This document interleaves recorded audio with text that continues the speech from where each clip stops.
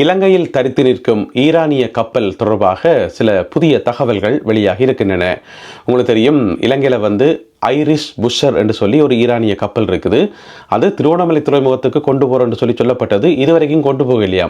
இப்போவும் கொழும்புல தானே நிற்குதாம். அப்போ ஏன் கொழும்புல நிற்குது? அதை சுற்றி இருக்கக்கூடிய பிரச்சனைகள் என்ன? இது தொடர்பாக விரிவாக விளக்கமாக இந்த காணொளியில் பார்க்க இருக்கின்றோம். எரிபொருட்களை பெற்றுக்கொள்வதற்கு இன்று முதல் QR கோட் நடைமுறைக்கு வந்திருக்கிறது. அது குறித்த விவரங்களையும், ஈரான் தொடர்பாக இலங்கை அரசாங்கம் ஒரு துணிச்சலான முடிவு ஒன்றை எடுத்திருக்கிறது. யாருமே எடுக்காத ஒரு துணிச்சலான முடிவு என்று சொல்லலாம். அதற்காக ஈரானிய அரசாங்கம் பாராட்டியும் இருக்கிறது. எனவே அது சம்பந்தமாகவும் விரிவாக பார்க்கலாம். இந்த செய்திகள் உட்பட மேலும் ஒரு சில செய்திகளும் தகவல்களும் இன்றைய காணொளியில் காத்திருக்கின்றன. தமிழடியான் சொந்தங்கள் அனைவருக்கும் வணக்கம். வாருங்கள் காணொளிக்குள் போகலாம். ஈரானுக்கு சொந்தமான இரண்டாவது போர்க்கப்பல் ஐரிஷ் புஷர் அது இலங்கையில் தான் நிற்கிது. முதலாவது கப்பல் ஐரிஷ் டெனா, அது தாக்கப்பட்டு அது மூழ்கடிக்கப்பட்டுட்டது. இரண்டாவது கப்பல் நிற்கிது. அந்த கப்பலை திருவோணமலை துறைமுகத்துக்கு கொண்டு சென்று அங்கே பார்க் பண்ணுறேன்னு சொல்லி நங்கூரம் விட்டு அங்கேயே வச்சுக்கிறேன்னு சொல்லப்பட்டது. அப்போ ஓகே, திருவோணமலைக்கு போயிட்டு தாக்குமென்று சொல்லி பார்த்தா இப்போவும் கொழும்புல தானே நிற்கிதான். அதாவது கொழும்பு துறைமுகம் இருக்குதானே, அதுக்கு கொஞ்சம் தள்ளி வெளியில் நங்கூரம் விடப்பட்டு அங்கானா நிற்கிதாம். ஏனென்று சொன்னால் தொழில்நுட்ப கோளாறு. அப்போ தொழில்நுட்ப கோளாறு ஆகிய இந்த கப்பலை இயக்கி கொண்டு போக முடியாது, கட்டி இழுத்து கொண்டு தான் போக முடியும். அப்பயே இன்னும் திருவண்ணாமலைக்கு கொண்டு போகாமல் அங்கே கொழும்பிலே நிற்குதுன்னு பார்த்தா அதை கட்டி இழுத்து கொண்டு போகக்கூடிய அளவுக்கு சக்தி மிக்க கப்பல்கள் இலங்கையிட்ட இல்லையாம், இலங்கை அரசாங்கத்திட்ட இல்லை. அப்போ வெளிநாட்டில் இருந்தால் ஒரு கப்பலை கொண்டு வரணும் அதை கட்டி இழுக்கிறதுக்கு. அப்போ இது சம்பந்தமாக வெளிநாடுகளில் இருக்கக்கூடிய சில கம்பெனிகளோட பேச்சுவார்த்தைகள் நடந்ததாம். அதில் ஒரு சில கம்பெனிகள் பயந்ததாக சொல்லப்படுது. நம்பி இழுத்து கொண்டு போகலாம் அந்த கப்பலை. ஏனென்றா ஏற்கனவே ஒரு கப்பலை அடித்து தாட்டாச்சு. பிறகு இரண்டாவது கப்பல், அதுவும் வருங்கப்பல். அந்த கப்பலில் இருந்த மாலுமிகள், பணியாளர்கள், கடற்படையினர், ஈரானிய கடற்படையினர் எல்லாருமே கொழும்புல இறக்கப்பட்டு இப்பொழுது அவர்கள் படை முகாம் ஒன்றில் பாதுகாப்பாக வைக்கப்பட்டிருக்கிறார்கள். அப்போ வருங்கப்பல் தானே, அவ ஈஸியாக தாக்கி அளிக்கலாம் தானே. எனவே திருவோணமலைக்கு போய் சேர்ந்தா தான் அது மெய் என்று சொல்லி நாங்கள் ஏற்கனவே ஒரு காணொலியில் சொன்னாங்க. அப்போ ஒரு சில கம்பெனிகள் பயப்பட்டதாம். இல்லை இது தேவையில்லாத வேலை, நாங்கள் வேற ஒதுக்கன்னு சொல்லி. பிறகு இப்போ இலங்கை அரசாங்கம் தொடர்ந்து பேச்சுவார்த்தை நடத்தி இப்போ கடைசியாக ஒரு வெளிநாட்டு கம்பெனி, அது எந்த நாடு தெரியல, எந்த கம்பெனி என்று தெரியல, ஏதோ ஒரு வெளிநாட்டினுடைய கம்பெனி ஒன்று ஒப்புக்கொண்டிருக்கிறதா இந்த கப்பலை நாங்கள் கட்டி இழுத்து போகிறோம். ஆனால் இலங்கை அரசாங்கம் பாதுகாப்பு தரணும் என்று சொல்லி கேட்டவையாம். அப்போ இலங்கை அரசாங்கம் சொல்லியிருக்குது, ஓகே நாங்கள் பாதுகாப்பு தரோம், பிரச்சனை இல்லை என்று சொல்லி இலங்கை கடற்படையினருடைய பாதுகாப்புடன் அந்த குறிப்பிட்ட வெளிநாட்டு கம்பெனி அந்த கம்பெனிக்கு சொந்தமான கப்பல் இந்த கப்பலை இப்போ மிக விரைவில் இழுத்து கொண்டு போவது திருவோணமலைக்கு. இதுதான் பிரச்சனை. ரெண்டாவது இந்த கப்பலை ஏன் இலங்கை கப்பல்களால் இழுக்க முடியல என்று சொன்னால், இந்த கப்பல் போர்க்கப்பல் தானே, சரியான வெயிட்டான கப்பலாம். அதாவது 50 லட்சம் கிலோகிராம் எடையுள்ள கப்பலாம் இந்த கப்பல். எனவே அதை பிடிச்சி இழுக்க இயலாது. அது மட்டும் இல்லாமல் இந்த கப்பலில் 20 லட்சம் கிலோகிராம், கொஞ்சம் நஞ்சம் இல்லை, 20 லட்சம் கிலோகிராம் எடையுள்ள எரிபொருளும் இருக்காம். அப்போ இலங்கையில் தச்சல எரிபொருளுக்கு ஏதாவது பிரச்சனை வந்தால் நைஸாக அந்த கப்பல் எடுக்கலாம் என்ன. எனவே எரிபொருள் 20 லட்சம் கிலோ, கப்பல் வருங்கப்பல் 50 லட்சம் கிலோ, கிட்டத்தட்ட 70 லட்சம் கிலோகிராம். அதை பிடிச்சி இழுக்கிற கஷ்டம் தானே. எனவே இலங்கையில் கப்பல் இல்லைன்னு சொல்லி போட்டு இப்போ ஒரு சர்வதேச கம்பெனியோட ஒப்பந்தம் ஒன்று போடப்பட்டிருக்காம். எனவே மிக விரைவில் அந்த கம்பெனி இந்த கப்பலை இழுத்து கொண்டு போகும் என்று சொல்லி, இதுக்கு அந்த கம்பெனியால் கேட்கப்பட்ட தொகை எவ்வளவு தெரியுமா? 2 லட்சம் அமெரிக்கன் டாலர்ஸ். 2 லட்சம் அமெரிக்கன் டாலர்ஸ். அப்போ இலங்கைக்கு இருக்கிற பிரச்சனைகளுக்கு இப்போ 2 லட்சம் அமெரிக்கன் டாலர்ஸை செலவழிக்க முடியாது தானே.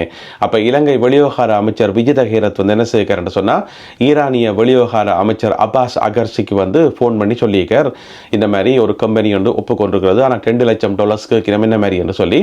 அப்போ அவைய சிம்பிளாக சொல்லிக்கிறோம், ஓகே நோ ப்ராப்ளம், நாங்களே அதை பொறுப்பெடுக்கிறோம், நாங்கள் காசு தரோம், நீங்கள் வேலையை தொடங்குங்கன்னு சொல்லப்பட்டிருக்கோம். எனவே மிக விரைவில் இந்த கப்பல் கொழும்பு துறைமுகத்துக்கு வெளியே இப்பொழுது தரித்து நிற்கிற இந்த கப்பல் ஐரிஷ் புஷர் என்று சொல்லப்படுற கப்பல் மிக விரைவில் அந்த வெளிநாட்டு கம்பெனியால திருகோணமலைக்கு கட்டி இழுத்து செல்லப்படும் என்று சொல்லப்படுகிறது. இலங்கை வெளிவிவகார அமைச்சர் விஜித ஹேரத் அவர்களுடன் தொலைபேசியில் உரையாடிய ஈரான் நாட்டினுடைய வெளிவிவகார அமைச்சர் அப்பாஸ் அகர்சி இலங்கைக்கு தன்னுடைய சிறப்பு நன்றிகளை தெரிவித்திருக்கின்றார் ஈரானிய அரசாங்கம் சார்பாக. ஏனென்று சொன்னால், இந்த இக்கட்டான சூழ்நிலையில் இலங்கை நிறைய உதவிகளை செய்திருக்குது ஈரானுக்கு. மிக முக்கியமாக அந்த 32 பேரை காப்பாற்றி அவர்களுக்கு சிகிச்சை வழங்கினது, அந்த உடல்களை பத்திரப்படுத்தி வச்சிருந்து அதை பத்திரமாக ஈரான்கிட்ட ஒப்படைச்சது, இந்த மாதிரி நிறைய விஷயங்களை இலங்கை செய்தது தானே. எனவே எல்லாத்துக்கும் சேர்த்து ஈரானிய அரசாங்கம் சார்பாக இலங்கைக்கு எங்களுடைய நன்றி என்று சொல்லி ஈரான் நாட்டினுடைய வெளிவிவகார அமைச்சர் அப்பாஸ் அகர்சி வந்து இலங்கையினுடைய வெளிவிவகார அமைச்சர் விஜித ஹேரத் அவர்களுக்கு தொலைபேசியில் தொடர்பு கொண்டு சொல்லியிருக்கின்றார். அது மட்டும் இல்லாமல் அடுத்த கட்டமாக அந்த உயிரோடு இருக்கிற ஆக்கள் இருக்கிறது தானே ஈரானிய கடற்படையினர் மற்றும் பணியாளர்கள், அவர்களையும் ஈரானிட்ட ஒப்படைப்பதற்குரிய நடவடிக்கைகளை எடுங்கள் என்று சொல்லியும் கேட்டிருக்கிறார். எனவே அது சர்வதேச சட்டங்களுக்கு அமைவாக அந்த நடவடிக்கையும் வந்து காலப்போக்கில் எடுக்கப்படும் என்று சொல்லி இலங்கையினுடைய வெளிவிவகார அமைச்சர் விஜித ஹேரத் அவர்கள் வாக்குறுதி வழங்கியுள்ளார். ஈரான் தொடர்பாக இலங்கை அரசாங்கம் ஒரு துணிச்சலான முடிவொன்றை எடுத்திருக்கிறது. பலரையும் ஆச்சரியத்துக்கு உள்ளாக்கி இருக்கிறது. அது என்ன துணிச்சலான முடிவு என்று சொன்னால், ஐக்கிய நாடுகள் சபையில் அங்கம் வகிக்கக்கூடிய நாடுகளில் கிட்டத்தட்ட ஒரு 130 நாடுகள் சேர்ந்து ஈரானுக்கு எதிராக ஒரு தீர்மானம் கொண்டுருவோம். ஈரான் செய்கிறது சரியில்லை, ஈரான் வந்து தாக்கப்பட வேண்டியது தான், அவர்கள் செய்கிறது பிழை என்று சொல்லி ஒரு தீர்மானம் கொண்டுருவோம் என்று சொல்லி பஹ்ரைன் நாட்டினுடைய தலைமையில் தான் இந்த தீர்மானம் கொண்டு வரப்பட்டது.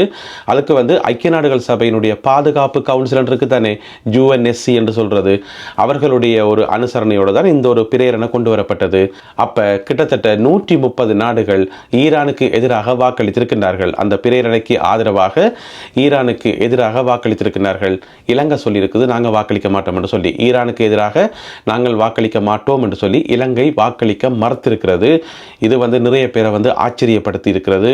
அது எப்படி துணிச்சலாக அப்படி ஒரு முடிவை எடுக்க முடியும் என்று சொல்லி, இப்போ ஈரானுக்கு எதிராக வாக்களிக்க மாட்டோம் என்று சொன்னால் என்ன அர்த்தம்? ஈரானோட நாங்கள் நல்ல விதமாக இருக்கிறோம் தான் அர்த்தம். அது வந்து இலங்கைக்கு சர்வதேச நெருக்கடியை கொடுக்கும் தானே. மிக முக்கியமாக அமெரிக்கா தரப்பில் இருந்தோ இஸ்ரேல் தரப்பில் இருந்தோ ஒரு நெருக்கடி வரத்துக்கான வாய்ப்பு அதுக்கு தானே. இருந்த போதிலும் கூட இலங்கை வந்து துணிச்சலாக இந்த முடிவை எடுத்திருக்கிறது. இந்த பிரேரணைக்கு ஆதரவாக நாங்கள் வாக்களிக்க மாட்டோம் என்று சொல்லியிருக்கிறார்கள். அது மட்டும் இல்லாமல் ஐக்கிய நாடுகள் சபையில் இருக்கக்கூடிய பாதுகாப்பு கவுன்சில் இருக்கு தானே, அதில் வந்து 15 நாடுகள் இருக்கு. உங்களுக்கு தெரியும், அந்த 15 நாடுகளில் 13 நாடுகள் வந்து எதிராகத்தான் வாக்களிச்சிருக்குது. 2 நாடுகள் வந்து வாக்களிக்கல, ஒன்று ரஷ்யா, மற்றது வந்து சைனா. எனவே அவர்களோடு சேர்ந்து இலங்கையும் வாக்களிக்கவில்லை என்று சொல்லப்படுகிறது. இலங்கையில் மீண்டும் QR கோட் இன்றையிலிருந்து இன்றைக்கு 15ஆம் தேதி காலம 6 மணியிலிருந்து இனி வந்து நீங்கள் பெட்ரோல் ஸ்டேஷனுக்கு போயிட்டு எரிபொருள் அடிக்கிறதாக இருந்தால் QR கோட் மிக மிக அவசியம். QR கோட் இல்லை என்று சொன்னால் இனி உங்களுக்கு ஃபியூவல் கிடையாது என்று சொல்லி அறிவிக்கப்பட்டிருக்கிறது. ஏற்கனவே இலங்கையில் இருந்த பழைய நடைமுறை தான் இப்போ மீளவும் அமுல்படுத்தப்பட்டிருக்கிறது. காரணம் வந்து எல்லோரும் அளவுக்கு அதிகமாக ஃபியூவல் அடிக்கிறார்கள், எரிபொருளை கொண்டு போய் பதுக்குகிறார்கள் என்று சொல்லி. அப்போ இந்த QR கோட்டினுடைய அடிப்படையில் இப்போ நீங்கள் பக்கத்தில் பார்க்குறீங்கள், ஒவ்வொரு கிழமைக்கும் இவ்வளவுதான் எரிபொருள் என்று சொல்லி மட்டுப்படுத்தப்பட்டிருக்கிறது. ஒவ்வொரு வாகனம் வச்சிருப்பவர்களுக்கும் இவ்வளவுதான் பெட்ரோல், இவ்வளவுதான் டீசல் என்று சொல்லி வரையறுக்கப்பட்டிருக்கிறது. அதனுடைய அட்டவணை தான் நீங்கள் பக்கத்தில் பார்க்குறீங்கள். இதுக்கு வந்து எப்படி QR கோட் எடுக்கிறேன்னு சொன்னால் அதுக்கு ஒரு வெப்சைட் ஒன்று இருக்குது, fuelpass.gov.lk என்று சொல்லி, fuelpass.gov.lk என்று சொல்லி நான் ஓப்பன் பண்ணி பார்த்தேன். இங்கே ஓப்பன் ஆகுதில்லை, யூகேல வந்து ஓப்பன் ஆகுதில்லை. அது வந்து இலங்கை மக்களுக்கு மட்டும்தான், யூகேல இருக்கிறார்களுக்கெல்லாம் இல்லை என்று சொல்லல என்ற மாதிரி அது ஓப்பன் ஆகலை. எனவே இலங்கையில் வந்து ஓப்பன் ஆகும் fuelpass.gov.lk.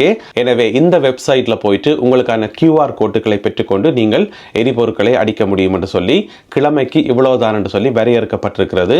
இது இன்று 15ஆம் தேதி காலை 6 மணி முதல் நடைமுறைக்கு வந்துள்ளது. அடுத்ததாக இன்றைய கருத்தோவியம்.